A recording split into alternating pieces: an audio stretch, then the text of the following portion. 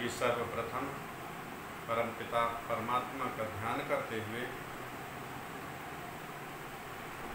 हम ईश्वर का ध्यान करें, उस ओम का चिंतन करें, उससे प्रार्थना करें हमारा जीवन, हमारा यह आज का दिन सफल हो, सुफल हो, हमसे कोई पापाचरण ना हो, हम नित्य निरंतर अपने लक्ष्य की ओर बढ़ते हैं। इसी भावना के साथ, इसी प्रार्थना के साथ आइए ईश्वर का ध्यान करते हैं। निम्न गीत होगा।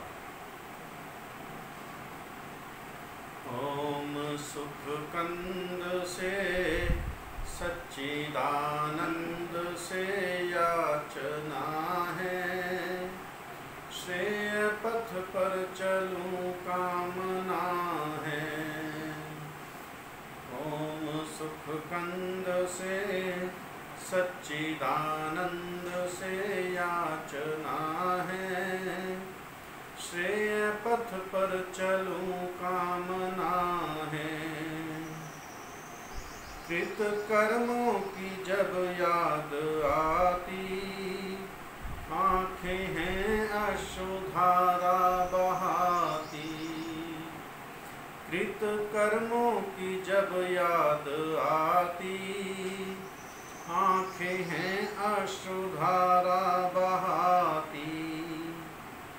मन में संताप की घोर अनुताप की वेदना है, श्रेय पथ पर चलूं कामना है।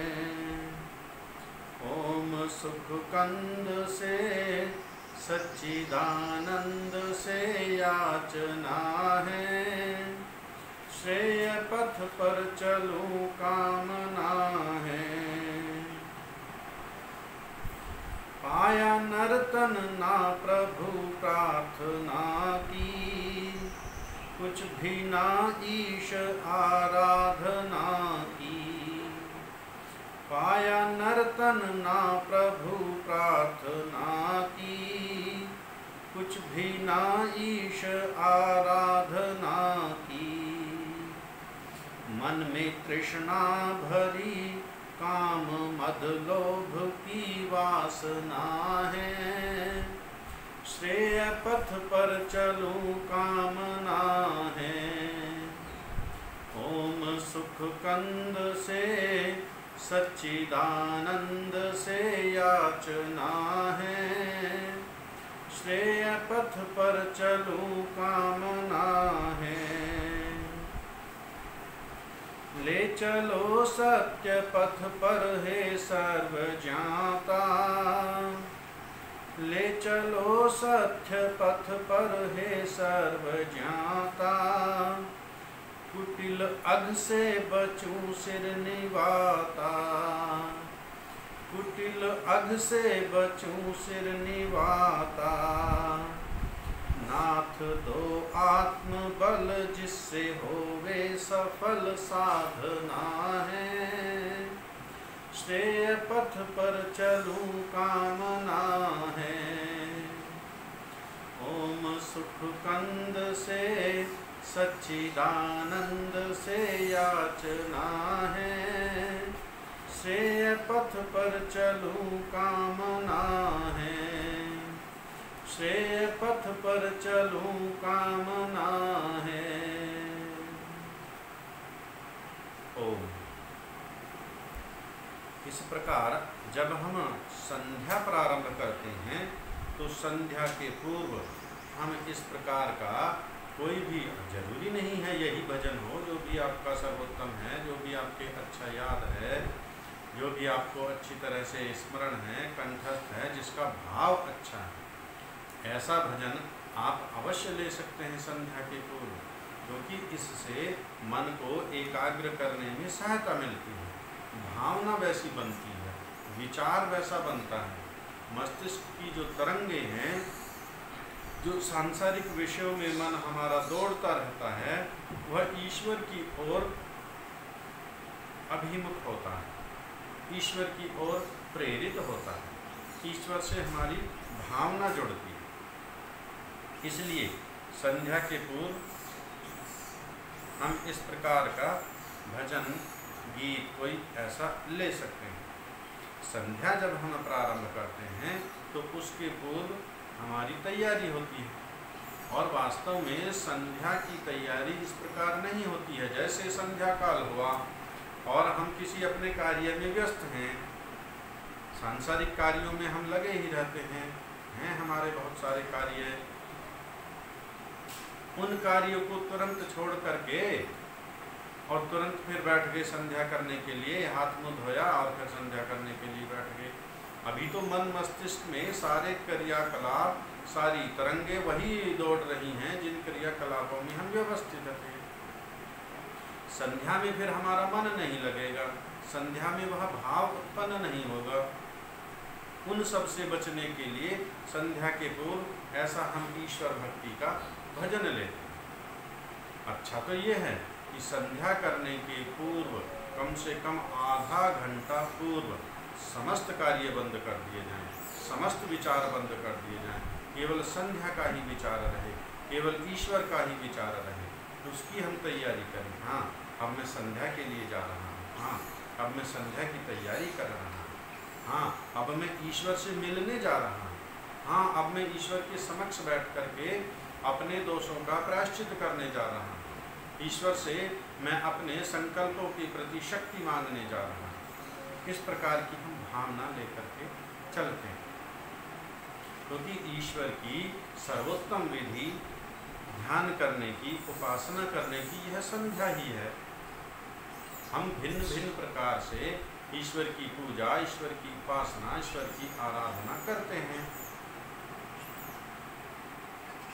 क्योंकि ईश्वर के प्रति जो उसकी उपासना का, उसकी पूजा का, उसकी स्तुति का जो सत्य मार्ग है, जो वेदोक्त मार्ग है, उससे हम वंचित रहे हजारों वर्षों।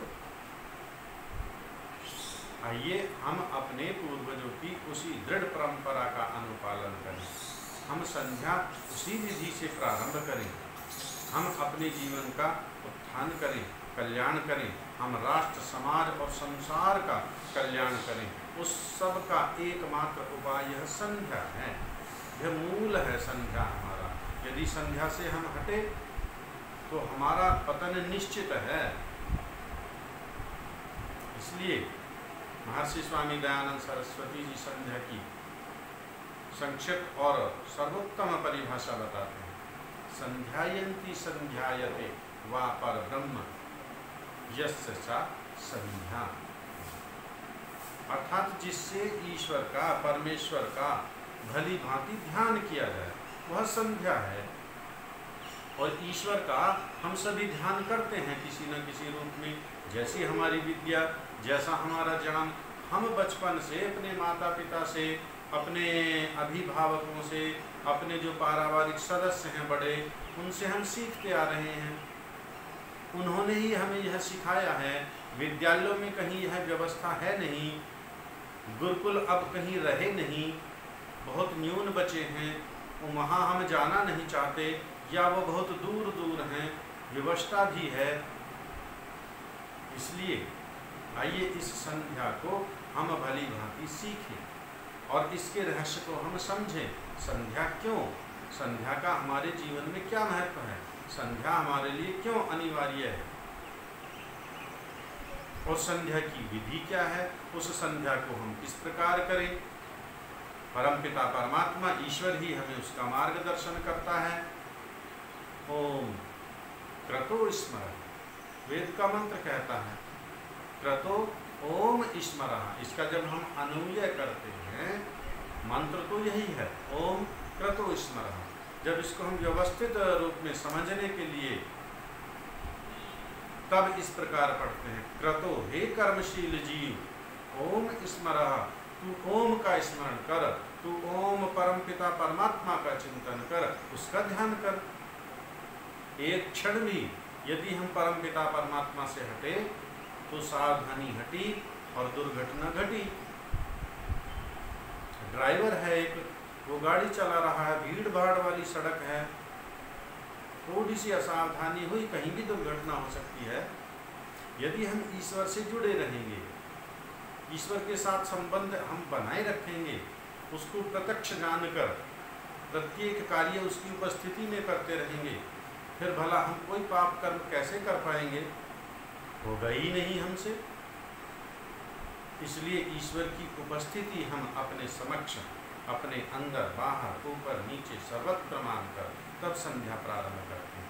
तब हम ओम क्रतो स्मरः, क्रतो ओम स्मरः, हे कर्मशील जीव तू ओम का स्मरण कर, तू ओम का ध्यान कर, तू ओम का चिंतन कर, ओम का मनन कर। क्यों क्यों करे अब ओम का चिंतन, क्यों करे ओम का स्मरण? क्योंकि वह परमपिता परमात्मा ही सबसे बड़ा है। वह परमपिता परमात्मा ही बुद्धि, बल, यश, धन और मुक्ति सुख का देने वाला है। उसका सामर्थ्य ही सबसे बड़ा है। ओम खम ब्रह्म, यह भी वेद का ही मंत्र है। ओम सर्वरक्षक उस परमपिता परमात्मा का नाम। खम मीन्स आकाशवत, जिस प्रकार यह आकाश है जो हमें दिखता है ऊपर, इसको हम आकाश मानते हैं। लेकिन इसी को यदि हम आकाश मानते हैं, इसी को तो देखो, जहाँ तक दृष्टि जाती है इसका कहीं कोई और छोर दिखाई नहीं देता। इसी आकाश के समान वह परमपिता परमात्मा, वह सर्वरक्षक ओम ब्रह्म मीन्स सबसे बड़ा है, उससे बड़ा कोई नहीं है। और वह इसी आकाश के समान सर्वत्र व्यापक है। ऐसा कोई स्थान नहीं जहाँ ईश्वर ना हो। और जब वह सबसे बड़ा है, बल में, बुद्धि में, सामर्थ्य में, तो सारी शक्तियाँ वही देता है हमें, सारी बुद्धि वही देता है, धन, यश, सारी सिद्धियाँ जब मिलती ही ईश्वर से हैं, तो उसी से हम शक्ति प्राप्त करें, उसी से हम मार्गदर्शन प्राप्त करें, उसी से हम जीवन जीना सीखें। परिवार में, समाज में, राष्ट्र में सारे दायित्वों को, सारे कर्तव्यों को वह परमपिता परमात्मा ही पूरे करता है। सर्वप्रथम अपना हम आसन व्यवस्थित करते हैं और 3-3 प्राणायाम। आइए 3-3 प्राणायाम करते हैं। अंदर का श्वास बाहर छोड़ देंगे और श्वास को बाहर ही रोक देंगे। श्वास को बाहर छोड़ दीजिए, बाहर ही रोक दीजिए। जितना जिसका सामर्थ्य है उतना उतना श्वास को रोकें। जब मन में घबराहट होने लगती है, श्वास को धीरे धीरे अंदर भर लें।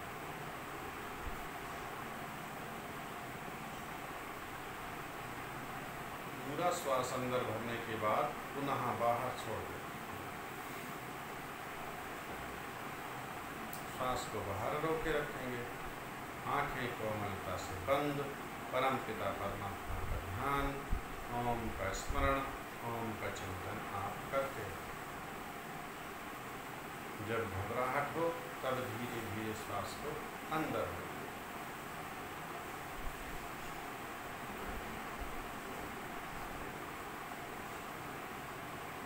पुनः बाहर छोड़।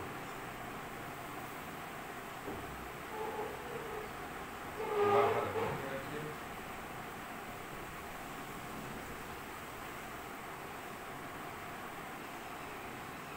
जितना सामर्थ्य हो, जितनी शक्ति हो, उतना श्वास को रोकें।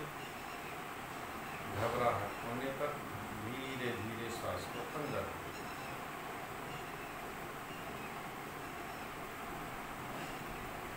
छोड़ दें। सामान्य श्वास प्रश्वास।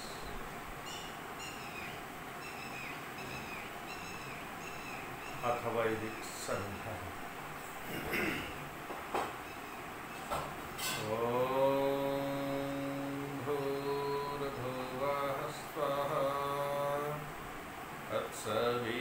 तत्सवितुर्वरेण्यं भर्गो देवस्य धीमहि धियो यो नः प्रचोदयात्।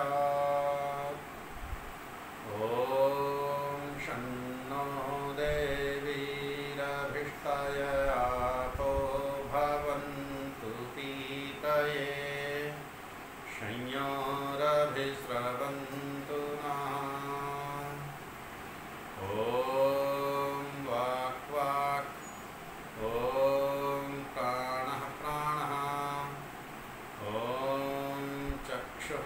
चक्षुः ॐ श्रोत्रं श्रोत्रम् ॐ नाभिः ॐ हृदयम् ॐ कण्ठः ॐ शिरः ॐ बाहुभ्यां यशोबलम् ॐ करतलकरपृष्ठे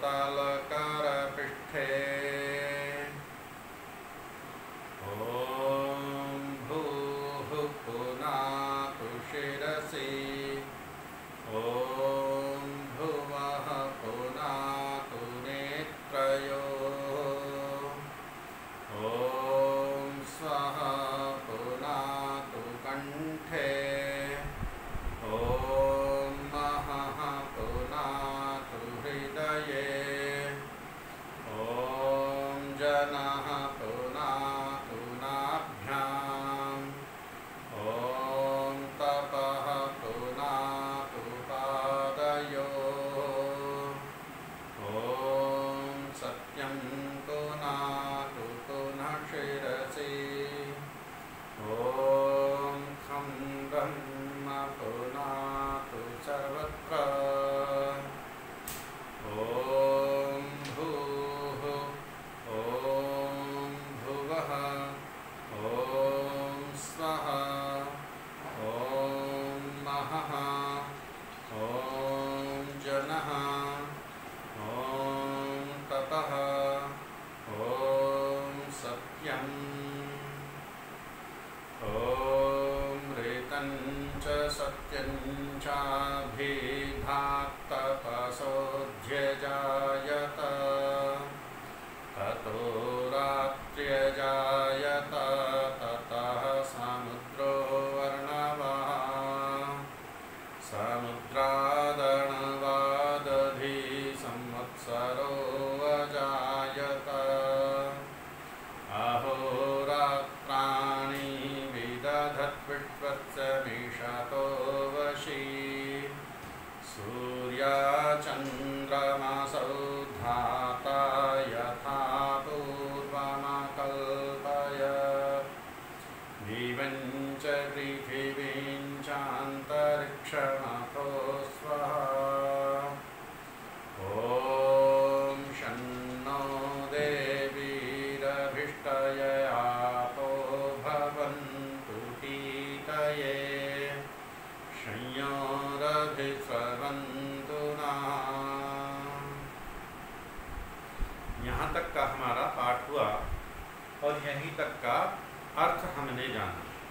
प्रथम गायत्री मंत्र से परमपिता परमात्मा से हमने प्रार्थना की कि वह हमारी बुद्धि को श्रेष्ठ मार्ग वेद मार्ग की ओर प्रेरित करता है। इस मंत्र के बाद शिखा बंधन करते हैं। यद्यपि अब हमने शिखा रखना ही बंद कर दिया है।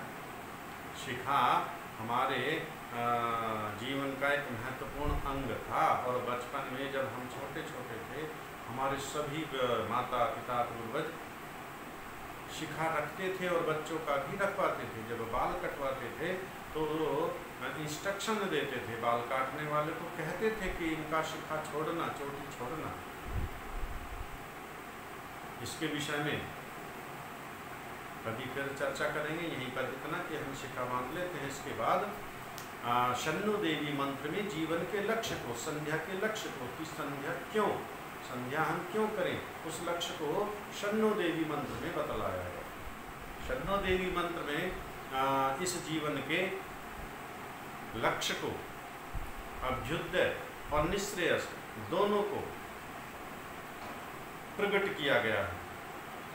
जो जितना भी सांसारिक ऐश्वर्य है, सांसारिक सुख है, जितना सुख ऐश्वर्य इस जीवन में हम प्राप्त करना चाहते हैं, इसे अभ्युदय कहते हैं, जिसको अभीष्टि के नाम से वहाँ पर दिया गया है।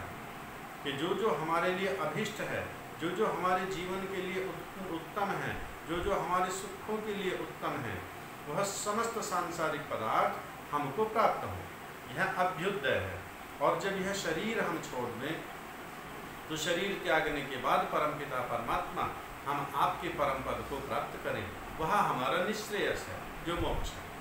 इसके बाद हमने अपने शरीर का निरीक्षण परीक्षण किया, शरीर में कहीं दोष तो नहीं, त्रुटि तो नहीं, अंतर्मन में कोई विकार तो नहीं, इंद्रियों में कोई विकार तो नहीं।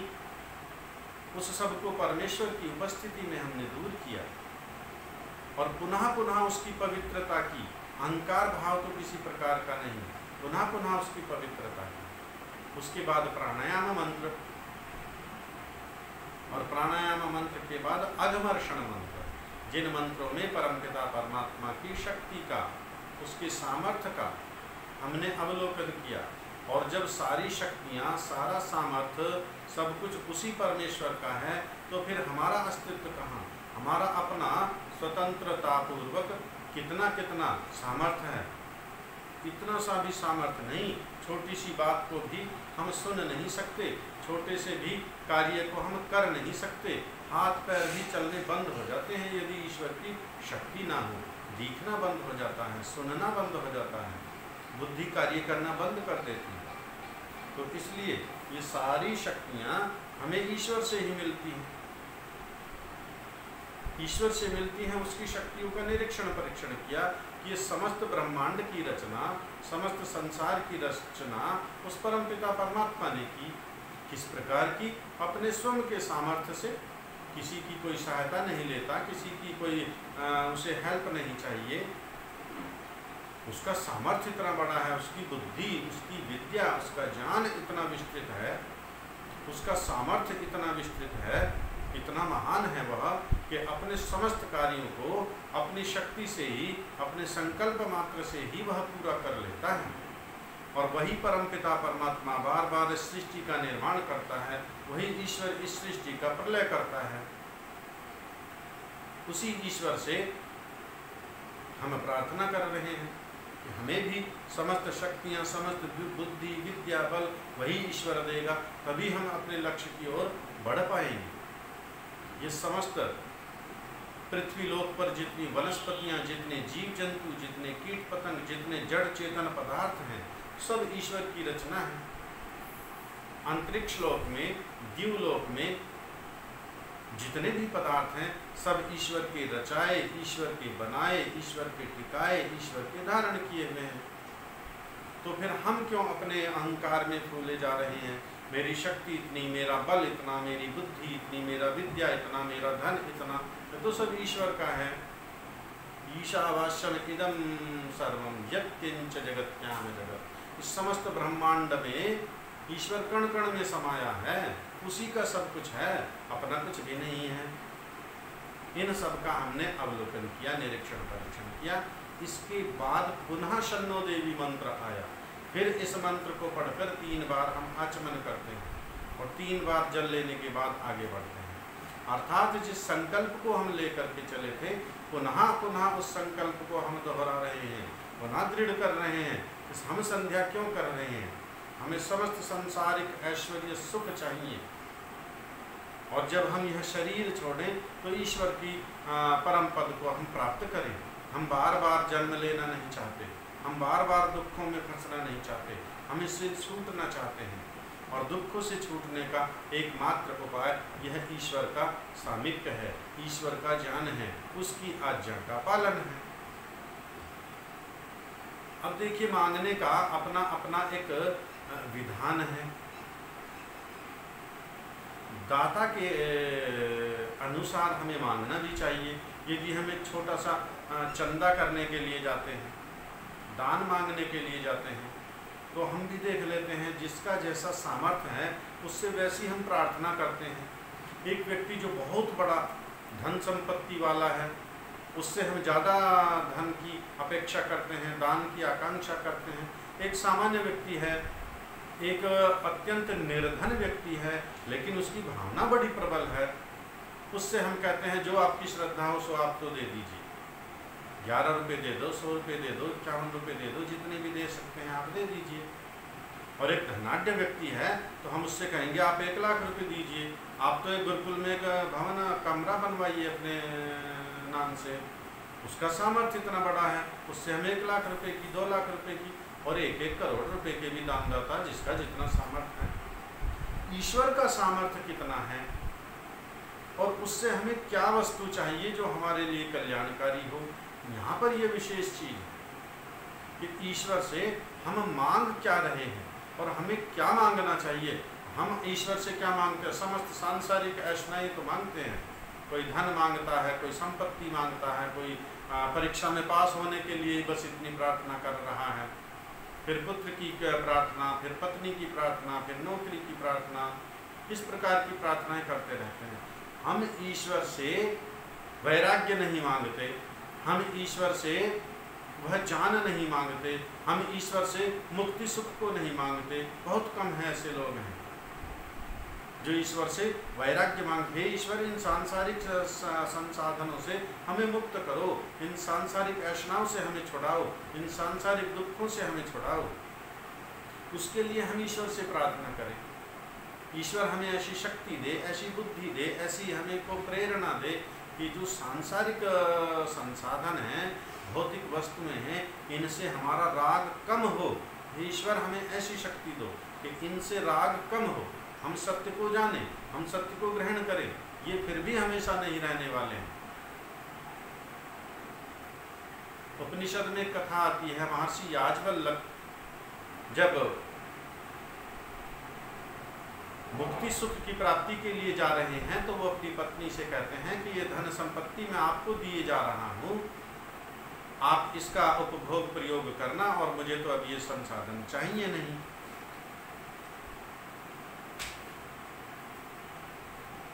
तब उनकी पत्नी कहती है, क्या इस धन संपत्ति से मुझे मुक्ति सुख की प्राप्ति हो जाएगी? नहीं। न वित्तेन तर्पणीयो मनुष्य, इस धन संपत्ति से तो किसी का तर्पण होता ही नहीं, किसी की तृप्ति होती नहीं, किसी की इच्छा शांत होती नहीं, है तो बढ़ती ही जाती है। इसलिए सांसारिक संसाधनों का हम उतना ही प्रयोग करें जितना हमारे लिए आवश्यक है। ये सब संसाधन हमारे लिए ही। वेद का मंत्र कहता है ना, तेन त्यक्तेन भुंजीथा। हम इनका उपभोग तो करें लेकिन त्याग पूर्वक, इन संसाधनों में हम फंसे ना। तो आइए ईश्वर से हम वही प्रार्थना करते हैं। अब तक हमने ईश्वर की अपने शरीर के अंदर, इस ब्रह्मांड के अंदर उसकी शक्ति का निरीक्षण परीक्षण कर लिया है। अब अपने हम चारों ओर मानसिक परिभ्रमण करेंगे। अपने आगे की दिशा, पीछे की दिशा, दाईं ओर की दिशा, बाईं ओर की दिशा, ऊपर की दिशा, नीचे की दिशा, हम जहाँ कहीं भी बैठे हैं, जहाँ कहीं भी स्थित हैं, ईश्वर सर्वत्र है, ईश्वर कण कण में विद्यमान है। तो आइए उसकी अनुभूति करते हैं, देखते हैं वह कहाँ कहाँ किस किस प्रकार से हमारी क्या क्या सहायता कर सकता है, क्या क्या रक्षा कर सकता है। हम ऐसे बहुत सारे व्यक्ति समाज में देखते हैं जो भिन्न भिन्न प्रकार से हमारी सहायता करते हैं। हम अपने बच्चों को ट्यूशन दिलवाना है तो हम ढूंढेंगे समाज में, हमारे आस पड़ोस में, फिजिक्स कौन सबसे अच्छी पढ़ाता है, उसी के पास हम बच्चे को ले जाएंगे, वह उसकी सहायता करेगा फिजिक्स में। यदि बच्चा मैथ में कमज़ोर है तो फिर उस बच्चे को मैथ का अध्यापक कौन है सर्वोत्तम, उसके पास अपने बच्चे को भेजेंगे, वह उसको मैथ का शिक्षा देगा। इस प्रकार जो जो जिस प्रकार से हमारी रक्षा कर सकता है, सहायता कर सकता है, उसका हम समाज में भी सहयोग लेते हैं। इसी प्रकार हम ईश्वर की शक्तियों का निरीक्षण परीक्षण अपने चारों ओर करते हैं कि वह ईश्वर हमारी किस किस स्थान पर, किस किस दिशा में, किस किस प्रकार रक्षा करता है, सहायता करता है। आइए इसको कहते हैं मनसा परिक्रमा, अर्थात मानसिक परिभ्रमण। परि कहते हैं चारों ओर और क्रमा में चक्र लगाना। अब मानसिक परिभ्रमण करते हैं। प्रथम मंत्र देखिए, ओम प्राचीदिग्गग्निरधिपतिरसितो रक्षितादित्यायशवः तेभ्यो नमोऽधिपतिभ्यो नमो रक्षितृभ्यो नमईशुभ्यो नमयेभ्यो अस्तु। योऽस्मान् वेष्टियं वयं दुष्मस्तं वोजं भेदद्मः ये मनसा परिक्रमा के 6 मंत्र हैं।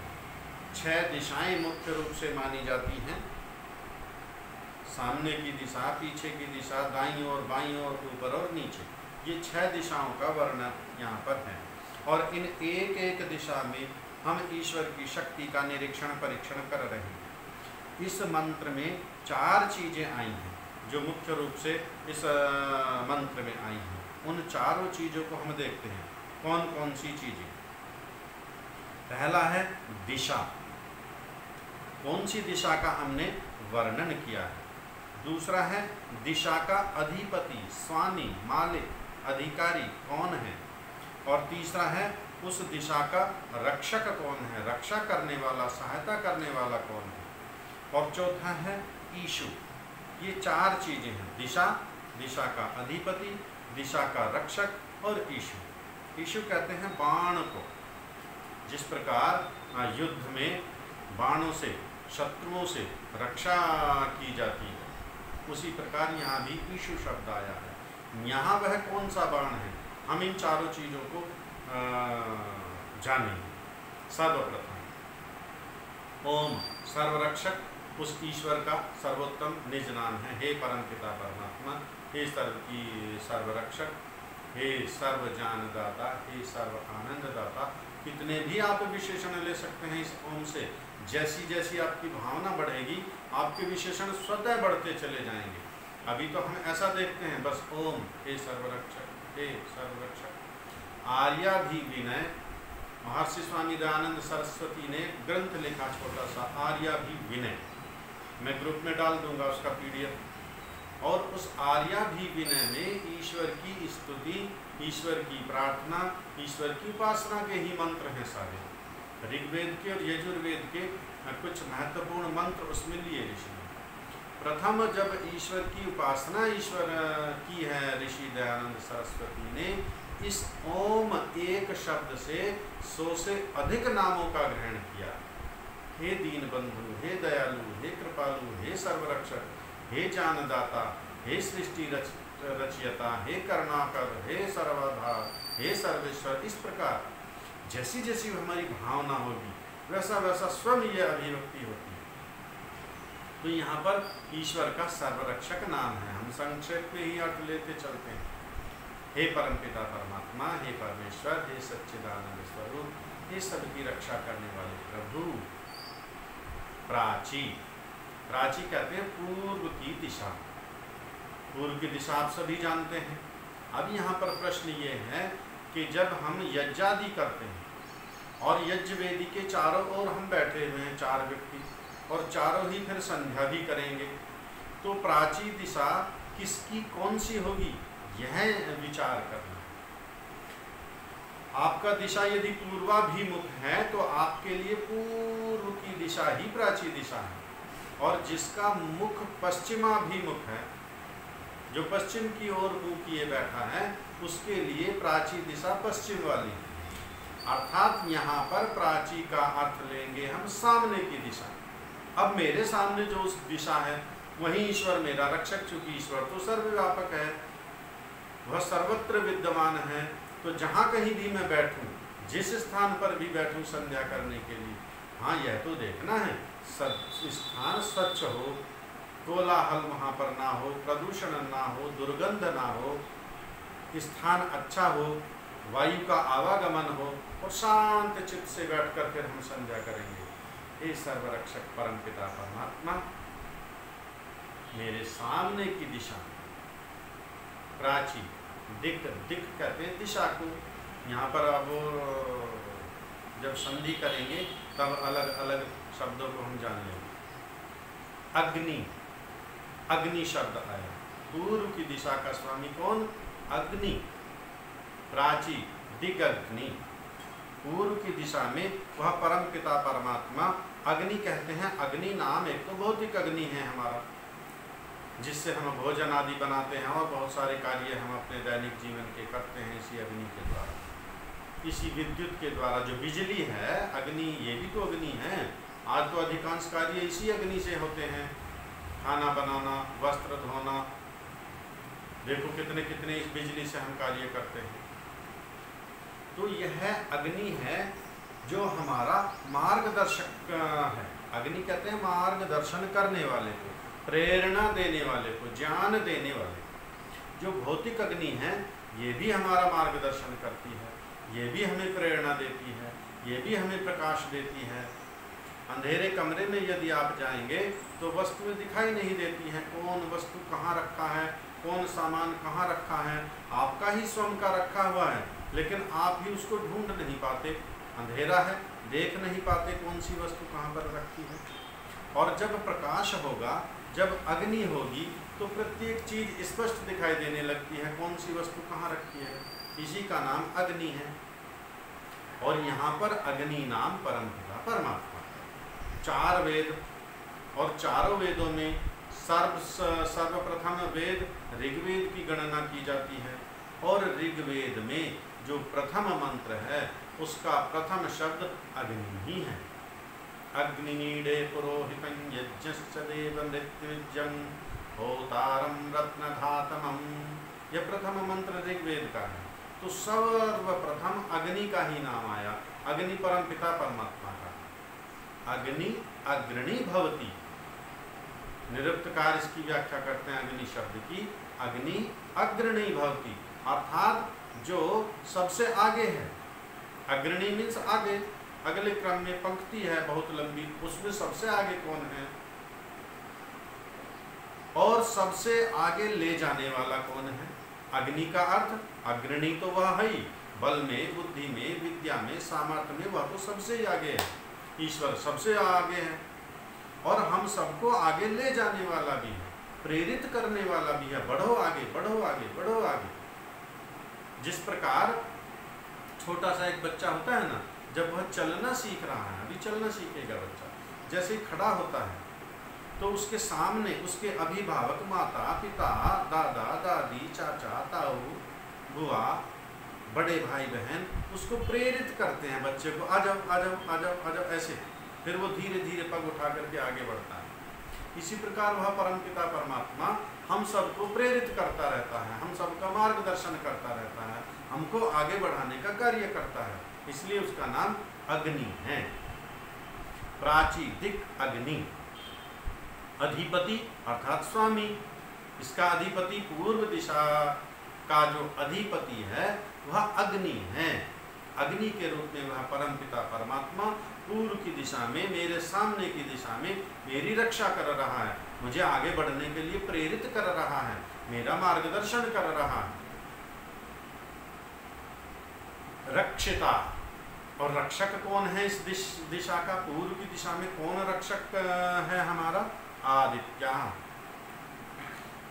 वह परमपिता परमात्मा हमारी रक्षा करने वाला है। किस प्रकार रक्षा करता है, ईशावाह, इन बाणों के द्वारा वह रक्षा करता है। कौन से बाण, जो सूर्य की किरणें हैं, सूर्य की जो सहस्रों किरणें हैं। ईशावाह बहुवचन में आया यहाँ पर, ईशु एक वचन और ईशावाह बहुवचन। तो जो सूर्य की किरणें हैं ये किस किस प्रकार से हमारी रक्षा करती हैं। देखिए, सर्दियों के मौसम में 5, 7, 10, 8 दिन तक सूर्य नहीं निकलेगा तो क्या होगा, घर के सब सामानों में दुर्गंध हो जाता है, वस्त्रों में दुर्गंध हो जाता है, कपड़ों में दुर्गंध हो जाता है। और फिर हम उन पदार्थों को धूप पे ले जाते हैं सुखाने के लिए जब सूर्य निकलता है। ओहो, आज तो कई दिन के बाद में सूर्य निकला है तो धूप पे सुखा देते हैं, हम स्वयं धूप में बैठते हैं, आनंद लेते हैं। देखिए किस किस प्रकार से वह परमपिता परमात्मा इन सूर्य की किरणों के द्वारा हमारी रक्षा कर रहा है। जिस प्रकार ये सूर्य की किरणें हमारी रक्षा कर रही हैं, वह परमपिता परमात्मा भी अपने ज्ञान रूपी किरणों के द्वारा हमारा मार्गदर्शन कर रहा है, हमारी रक्षा कर रहा है, हमें प्रेरित कर रहा है। तेभ्यो नमः, उसको मैं नमस्कार करता हूँ। किसको नमस्कार करता हूँ, तेभ्यो, उसको, किसको, उस परमपिता परमात्मा को जो पूर्व की दिशा में अग्नि के रूप में सूर्य की किरणों के द्वारा, अपने ज्ञान की किरणों के द्वारा अनंत ज्ञान लिए हुए वह मेरी रक्षा कर रहा है। उस परमपिता परमात्मा को मैं नमन करता हूँ।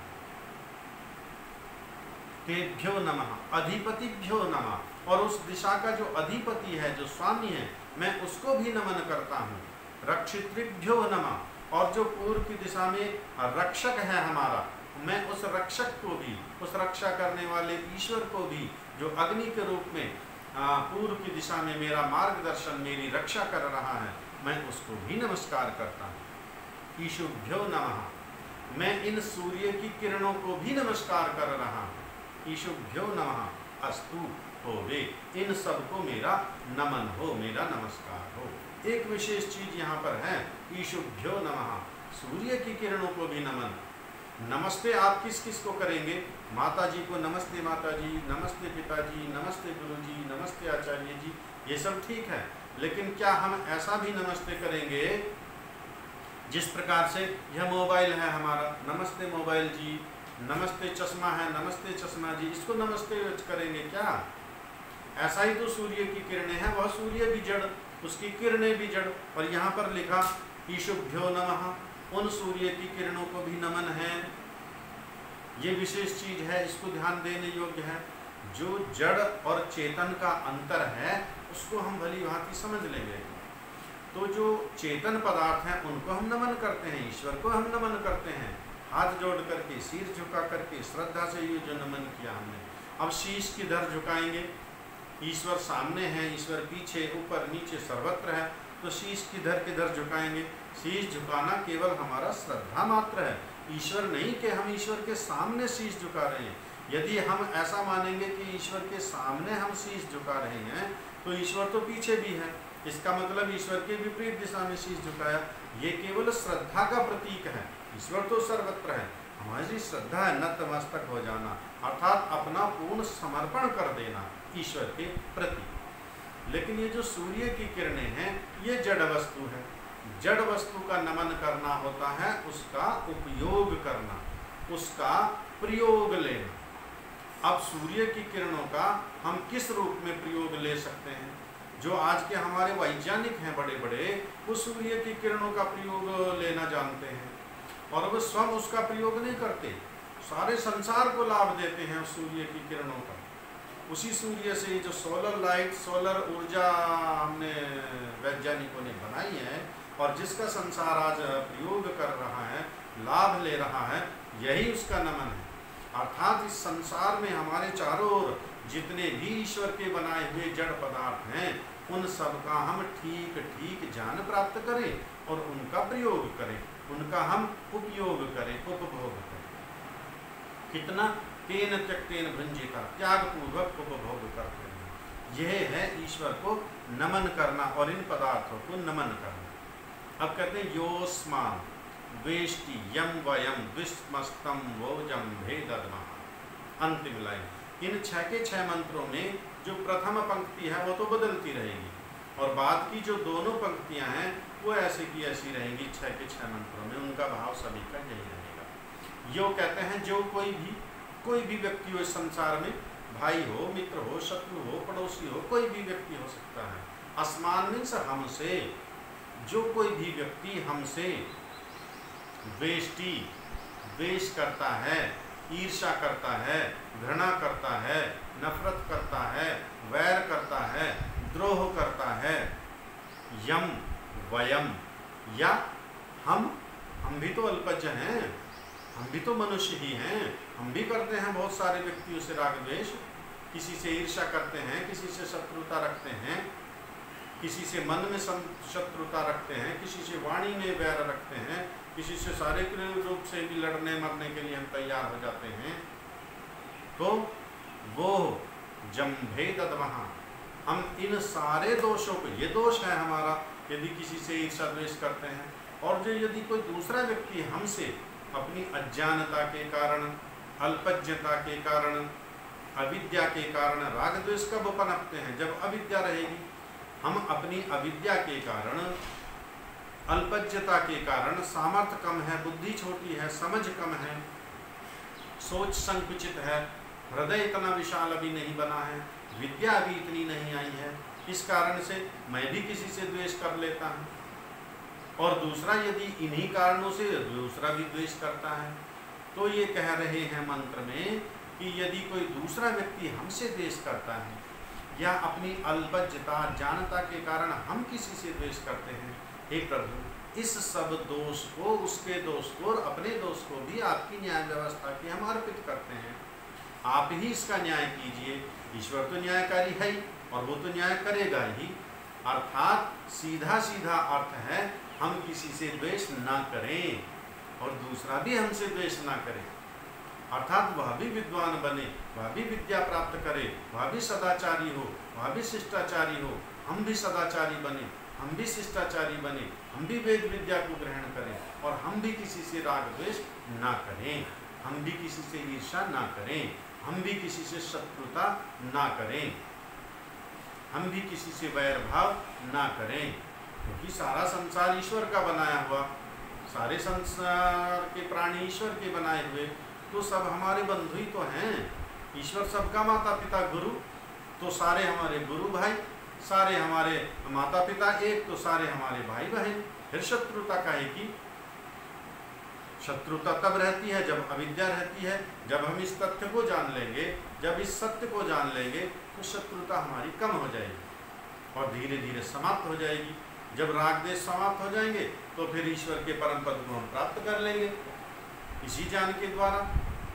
यही इस मंत्र का भाव है कि हम परमपिता परमात्मा का ध्यान करें, जो पूर्व की दिशा का ईश्वर अग्नि है, ज्ञान स्वरूप। अग्नि कहते हैं अग्रणी, ईश्वर के पास ज्ञान का अथाह भंडार है, तो हम ले उस ईश्वर से ज्ञान जितना हम पर लिया जा सके और ईश्वर से प्रार्थना करें वह हमें ऐसी बुद्धि दे कि हम और ज्ञान प्राप्त करें और अपना सामर्थ्य बढ़ाएं।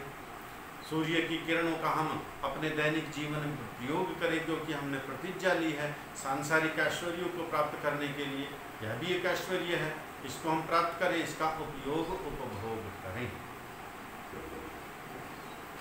मनसा परिक्रमा का प्रथम मंत्र पूर्ण हुआ है। आइए एक बार पूरी संध्या का मंत्र पाठ हम करते हैं, प्रारंभ से गायत्री मंत्र से और अंतिम तक। इससे हमारी संध्या कंठस्थ होगी और जहाँ मंत्रों में कहीं त्रुटि है तो वह शुद्धि होगी। आइए मंत्र पाठ करते हैं।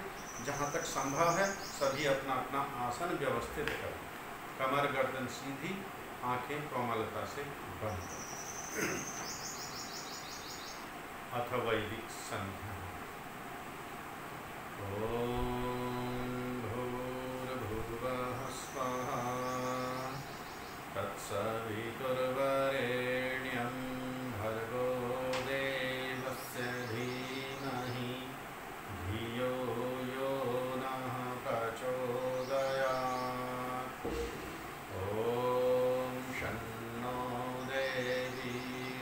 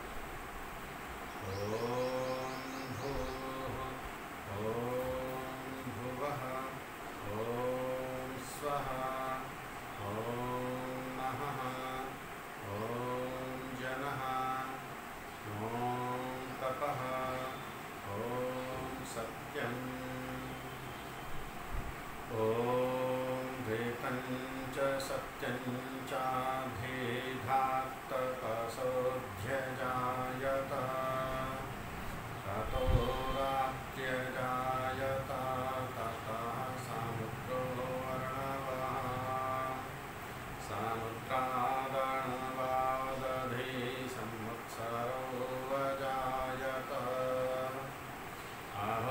अहोरात्राणि वेदभत्पुष्पत्समेषतो वशी सूर्याचन्द्रमसौ भ्राता यथा पूर्वमकल्पयत् दिवं च पृथिवीं चान्तरिक्षमथो स्वाहा ॐ शं नो देवीरभिष्टयापो भवन्तु कीकये संयोरभिस्रवन्तु नः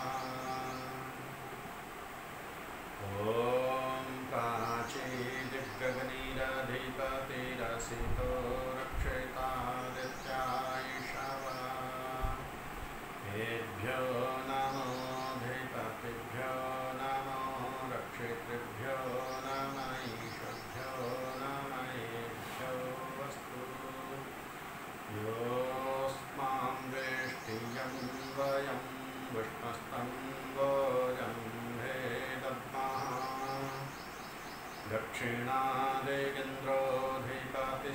दक्षिणादिगेन्द्रोऽधिपतिस्थिरश्चिराजी रक्षिता पितरैषवः तेभ्यो नमोऽधिपतिभ्यो नमो रक्षितृभ्यो नमैषभ्यो नमयेभ्यो वस्तु योऽस्मां वेष्टियं वयं विष्णस्तं वोजं भेदद्मः प्रतीचीदिक्वरुणोऽधिपतिः प्रेदाको रक्षतान्नमिषवः तेभ्यो नमोऽधिपतिभ्यो नमो रक्षितृभ्यो नमैषभ्यो नमयेभ्यो वस्तु योऽस्मां वेष्टियं वयं विष्णस्तं वोजं भेदद्मः उदीचीदिक्सोमोऽधिपतिः स्वजो रक्षिता सनिरिषवः तेभ्यो नमोऽधिपतिभ्यो नमो रक्षितृभ्यो नमैषभ्यो नमयेभ्यो वस्तु योऽस्मां वेष्टियं वयं विष्णस्तं वोजं भेदद्मः ऊर्ध्वादिबृहत्पतिरधिपतिः श्वित्रो रक्षिता वसमिषवः तेभ्यो नमोऽधिपतिभ्यो नमो रक्षितृभ्यो नमैषभ्यो नमयेभ्यो वस्तु योऽस्मां वेष्टियं वयं विष्णस्तं वोजं भेदद्मः ॐ उद्वयन्तमसस्परि स्वः पश्यन्त उत्तरं देवं देवत्राः सूर्यमगन्मज्योतिरुत्तमम् उदुत्यं जातवेदसं देवं वहन्ति केतवा दृशे विश्वाय सूर्यं चित्रं देवामुदगादनीकं चक्षुर्मित्रस्य वरुणस्याग्नेः आप्राद्यावा पृथिवी अन्तरिक्षं सूर्य आत्मा जगतस्तस्थुषश्च स्वाहा प्रचक्षुर्देवहितं पुरस्ताच्छुक्रमुच्चरत् पश्येम शरदः शतं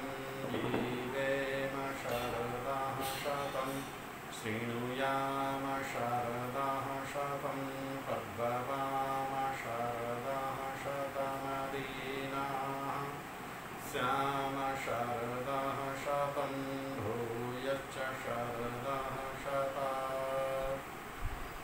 हाथ जोड़ लीजिए सभी। ओम भूर्भुवः स्वः तत्सवितुर्वरेण्यं भर्गो देवस्य धीमहि धियो यो नः प्रचोदयात्। ईश्वरदयानिधे भवत्कृपानेन जपोपासनादिकर्मणा धर्मार्थकाममोक्षाणां सद्यः सिद्धिर्भवेन्नः।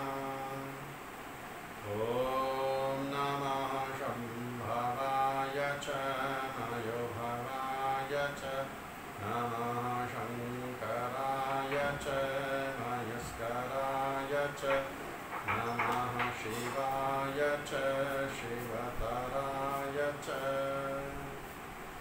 ॐ शान्ति शान्ति शान्तिः। इति वैदिक संध्या। यह संध्या मंत्र पाठ पूर्ण हुआ। इतना मंत्र पाठ प्रातः समय हम सभी को करना है।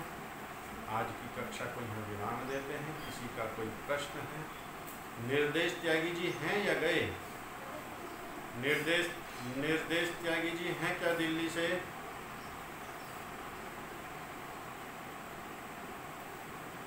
जी बताइए सर।